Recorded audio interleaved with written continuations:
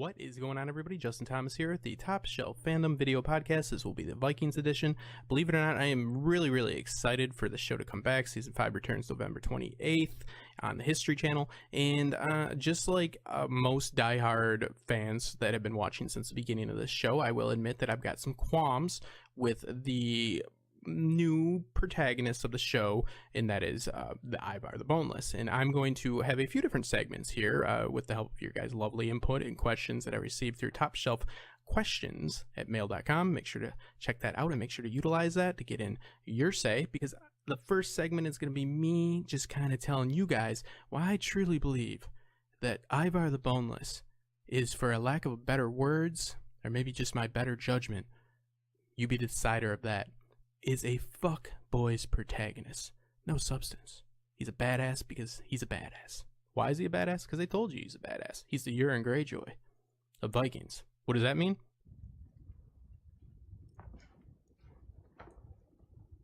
I decline your proposal. Well, it's not great, but the show's still got moxie, and it's still got enough to get me to tune in. So without further ado, let's take a look at our Ivar the Boneless teaser clip. No ordinary man, I am no ordinary ruler. Do not be afraid that I have been revealed to be a god. I am divine. Bring on the sacrifice!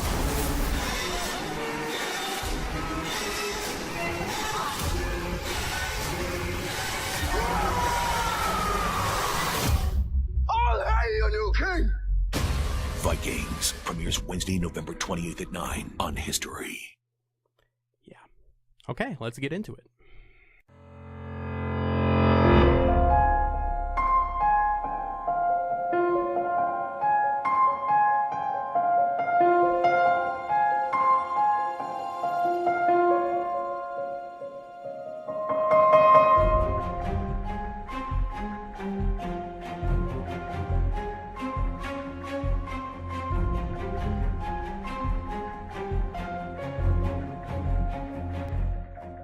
Okay, so let's talk about Ivar's abilities and why he is so accepted amongst the warrior class. And I think it's fair to mention, I do see that the show does apply, unfortunately, 21st century constructs, ethics, morals to this story, when it's very unlikely that Ivar would so easily win over the love of, especially what seems to be, and a lot of people have mentioned in the comments and in their foibles with the show, meaning where is the clans, where are the group of friends with the other sons of Ragnar? How come Ragnar had all of his shield brothers, but there seems to be no distinction between the rest of Ragnar's sons? A lot of it has to do with they had to jump the gun, unfortunately, and give us a generation skip in a commercial break. So separating and showcasing separate friends and groups of warriors would only further shed light on the illogical and rushed inclusion of the adult sons of Ragnar, meaning Sigurd, who briefly was with us, Ivar, Ube, and Vitshek. If you have Bjorn have a whole bunch of friends like Ragnar did, and truly separate him, because as far as I can tell with the time jump, I mean, I think it's fair to say these characters are at most depicted as being about 5 to 8 years apart.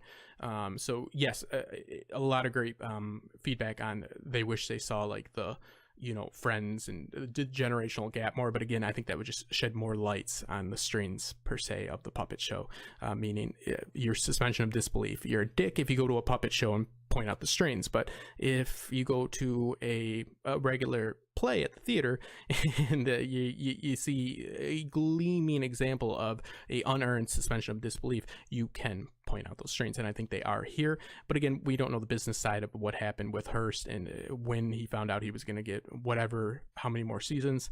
All I know is after the first season, he thought it was going to be a one and done, and that turned into more, but you can tell he was throttling back on the other sons of Ragnar, meaning everybody but Bjorn, until the Parrots commercial time jump. So the issue I speak of, and when I say holding characters to the standards of an ethics, morals of 21st century to their time period. This happens a lot in historical dramas. You know, we will never know the true origin of Ivar the Boneless's disability, or where that nickname comes from, if he did have brittle bone disease, or if he was handicapped, or if it came from being impotent, you know, lack of libido, which I think they kind of do a decent job by covering everything. They show him to be very defensive and to be very insecure, and that does add some layers to him. But the problem is not a lot of people give him pushback, and I think that's probably out of fear of people being like, oh, he's depicting handicapped people as weak. Well, here's the thing: somebody that can't use their legs in a shield wall is weak for that situation, not weak as a human. We are progressive people. You need to show progressive people for the 8th century, what progressive means in the 8th century, 9th century, not what progressive is now. Of course, I understand that there are far more people out there with disabilities that have probably so much more internal and external strengths and capabilities than I have. Okay, that's not what I'm saying, but I'm saying we're depicting a warrior class that has, he has to earn the respect of this warrior class, and we do see him get this respect from what seems to be like the most brutal and the biggest guys, and they're red shirts, but you'll see him in the background. But it's how he gets this, because Ivar was said from Saxon accounts even that he was a tactical at least I wouldn't say genius, but his tactical situational battlefield awareness was above par. He's held in some high regard when it comes to a tactician for the time, but that's proper to show, and that adds up with the narrative of him, you know, okay, how can he serve as such a badass warrior without the use of, you know, being able to be physical in a very physical world. So you show that he's a tactician. That totally adds up, and that's totally probably something that could have happened, but you have to prove his qualities through not others' incompetence. You have to prove it through perseverance and overcoming odds that are stacked against you. The greater the conflict, the greater the glory, the greater far you don't achieve a victory through overcoming, you know, 2-inch tall hurdles. You must stack those hurdles high, like Everest. You know, this guy is in a warrior culture. Physicality is number one in this, and he needs to overcome everything that would be going against him. They would most likely just totally disregard him in every way other than being supposedly a son of Ragnar, and he would have to definitely climb Everest as an analogy here to prove otherwise. So you're going to see a scene right here of how they show his tactical knowledge, and again, this comes back to, you don't prove the genius through another person's stumbling or another person's incompetence, and this happens a lot. Bjorn here, who is the fleshed out, you know, character, which it is what it is now. We have to just face it that he is going to always be more layered than the rest of the characters, unless it goes on for like another 7 seasons. And he has the warrior experience and all this, so he is going to act the fool and act like he doesn't even consider to do what every basic general, what any basic warrior would do, not only in this time but thousands of years before this time, picking the ground of your battlefield, where you choose to fight. Especially for Vikings, you have to realize that Vikings were not superior in all ways of fighting. They were superior in all ways of how they approached and when they chose to fight, meaning lightning raids, meaning they were very good at concealing their boats and concealing their forces. And something Ivar was known to do was conceal his forces very well. This is something, if you take a tilt in some weaker skirmishers and all that, and hide your quality soldiers behind, whether it be in a woods, or whether it be in throughout the landscape, taking hilly landscapes and concealing your strength behind there. You want to goat them into battle and then strike when it's advantageous. Vikings would choose not to fight far more often than they chose to fight. They were not just straight up better fighters than the Saxons. That's silly. Shield wall was something that had been around for thousands of years. So what they're talking about here is talking about like this right before they go and fight listen, Athelwulf for the first time, and just listen to how they explain it. It's like trying to prove your character in a story is a math genius by showing that he can solve 2 + 2 and the guy next to him can't. The guy next to him says 6, he says 4. That doesn't give you a brilliant mind situation. That gives you a guy that's severely handicapped, meaning mentally handicapped, and is far below the IQ line, and you have a regular person. So this is just Bjorn, you know, hoisting Ivar up on a pedestal here through incompetence, not, you know, victory here for Ivar. And this is not, I understand they aren't going to get into, you know, very complex military tactics in the show, but they could have done better than this, is my opinion. Let's take a look.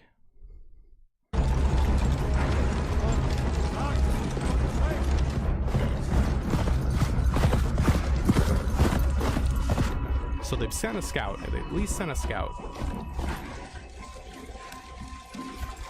Stop! Oh.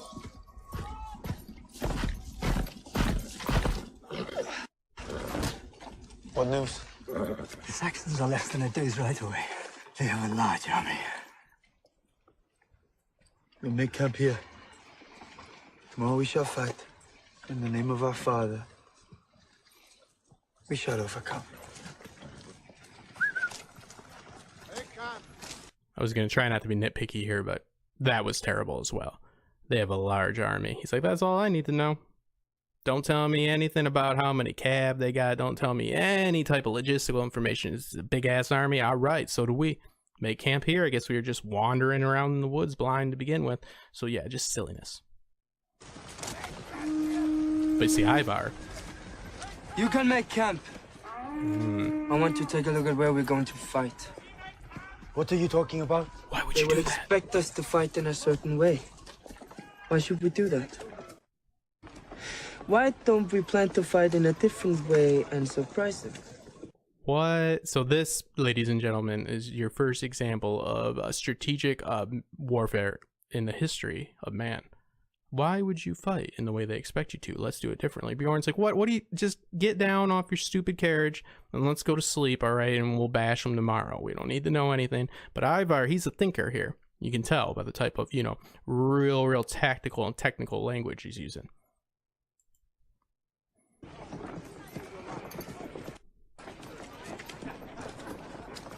Our warriors won't understand what's happening.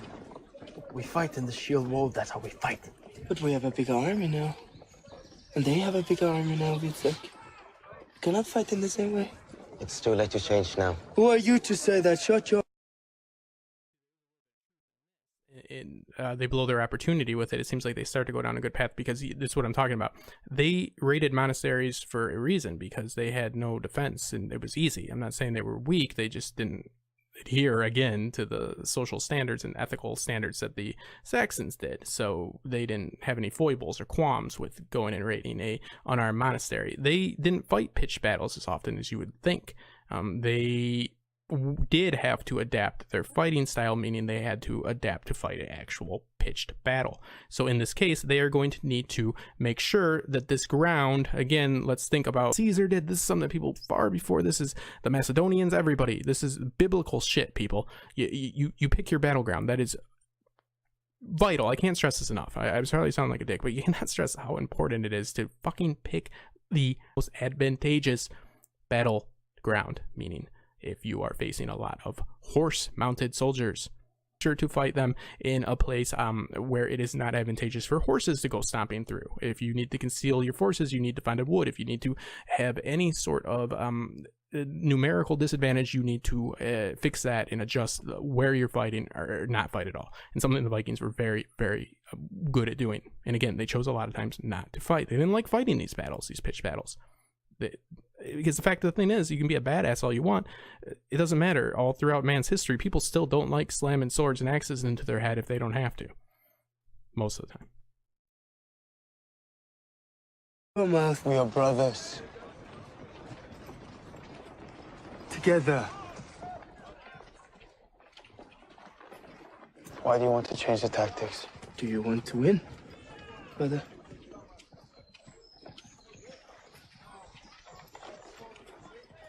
Listen. Come with me, Bjorn. Let's investigate the battlefield. Perhaps instead of the narrow and small place, we should stretch the battlefield across a large area, many miles, and use the landscape. Ditches, hills, woods.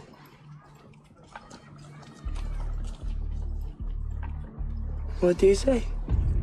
So here's your Bjorn not being able to answer 2 + 2, and Ivar coming to the conclusion of 4 after some addition and becoming a fucking genius because of that fact. Now, this is showing somebody act out of character and as an imbecile going against exactly what happened a few scenes before where he's talking about how they have not been in battles. We are all equally Ragnar's sons.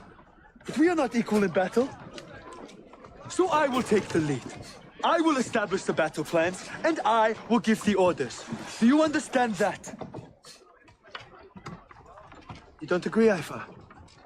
I didn't say anything. You don't have to. Your age makes you believe you know more than you do. But what do you know? What have you done? What battles have you won? And what battles have you lost? Battles have they lost? What have they learned? In showing just unrealistic, just incompetence in order to boost up another character and to give us some reason to hopefully get that suspension of disbelief to believe that this is how this character will be renowned and followed and so forth. If it works, it is a good plan. If it doesn't, then it is a bad plan. That's some fucking deep philosophy. That's some philosophical shit, people, right there. Again, just, I don't know. I don't know who wrote this scene. I guess Michael Hirst. I think he writes them all. It's some bad writing here. In closing, and before we move on to the next segment, which will feature a little bit of the input that I got from this great group that I want to plug really quick on Facebook, nonetheless, believe it or not. They're the Vikings Aftermath crew, just really nice people, really great Vikings fans. And I had some really good discourse with them, and they gave me some input, what they wanted to see this season, some of the, like I said, the qualms that they have with the show, and so forth. I found them to be highly intelligent and great people to talk to in general. So we have a few comments there that I want to touch on and give a little sneak peek for, especially the comment here from one of the admins, Keela Woodward Green, and then a name that I will not dare to try to pronounce out of respect, but this is a comment about how we're not seeing more of the history of them going over to Russia and so on, and we kind of see Bjorn go through the Rus, the lands which are now the Ukraine, Russia, Baltic states, and so on, and worked as a Varangian guard. This is something that a lot of the more eastern Scandinavian Danes did. They went through Russia and the Rus, and they went down to Byzantium, which didn't have a shortage of conflict for them to pretty much be sellswords, if you guys are familiar with the term. And that's kind of what we see Bjorn do to a point in last season. I don't remember if they actually specify where he is, whether or not it's just Italy where he's at, the Mediterranean, or if he's actually down in Byzantium. So anyways, the issue here is, well, these connect because Vitserk, for one, I do think it is fleshed out more than, let's say, Ube.